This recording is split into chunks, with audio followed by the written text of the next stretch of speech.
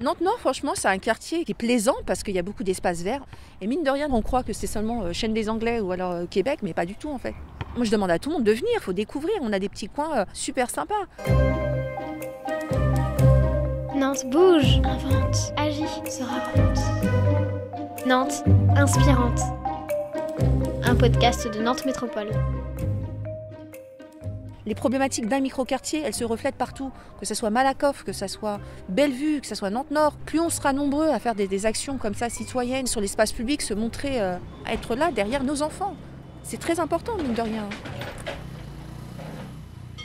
Mona Maharef est habitante du quartier Nantes-Nord et militante associative. Depuis le premier confinement, elle a beaucoup donné de son temps et de son énergie, notamment pour et avec les femmes du quartier. Vous savez, beaucoup de jeunes ont arrêté l'école. Beaucoup ont lâché leur première année, en fait. Et ça va très vite dans un quartier pour vendre leur drogue, etc. Mais ceux-là, il faut les soutenir aussi. Il faut commencer tôt, en fait. Il ne faut pas attendre la fin du confinement pour régler un problème, en fait, d'ordre collectif. Non, plus vite, on va mener des actions à l'extérieur et toujours avoir un regard sur ces jeunes. Parce que c'est ce qui empathie le plus, c'est les jeunes, d'un premier lieu, mais c'est aussi les parents. C'est les mères de famille. J'ai un cas concret d'une maman qui m'avait appelé en urgence parce que son fils déprimait, mais une grosse déprime. Première année de faculté, il n'y arrivait pas. Et je pense que c'est là notre rôle à nous, en fait, à chacun.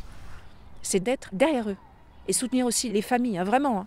Et surtout les femmes, parce que c'est les femmes qui portent un peu la famille. Pratiquement un an de confinement, déconfinement, reconfinement, à subir ça, ça crée quand même des pathologies. Je pense que c'est certains mots MAUX qui ils n'arrivent pas à l'exprimer forcément avec des mots MOTS. Et donc c'est pour ça que je pense que le fait de me voir bouger dans tous les sens, je pense que c'est ça aussi. Merci, au revoir.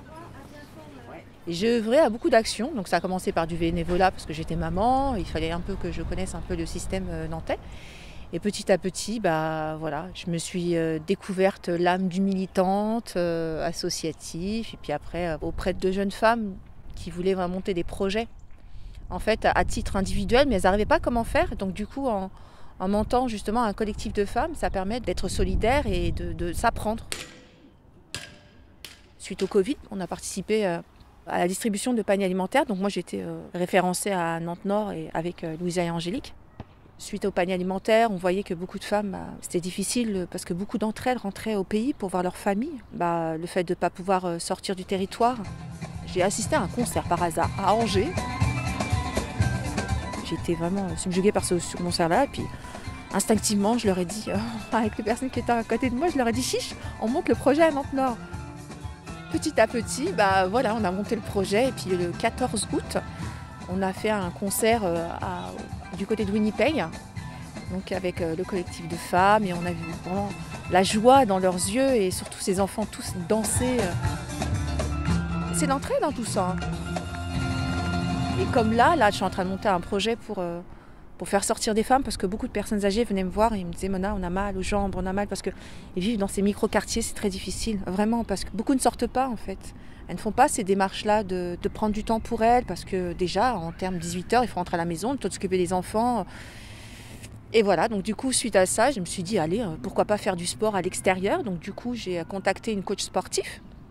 Et pareil, je lui dis, chiche, on monte un projet de femme, en fait, faire du sport à l'extérieur, et en respectant, bien sûr, ces règles sanitaires, parce que moi, j'y tiens énormément. J'espère que ça va être possible dans le courant du mois de fin mars, début avril. On attend encore. On attend le feu vert en fait, de la ville par rapport aux mesures.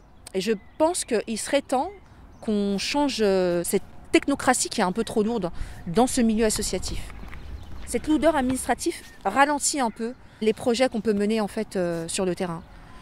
Si on arrive à faire ça, franchement, on avancera déjà un grand pas. Vraiment. Le collectif s'appelle Initiative, donc c'est agir, aider et animer.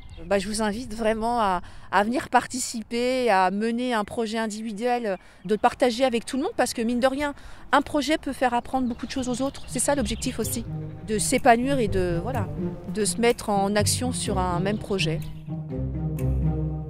Nantes inspirante, un podcast de Nantes Métropole.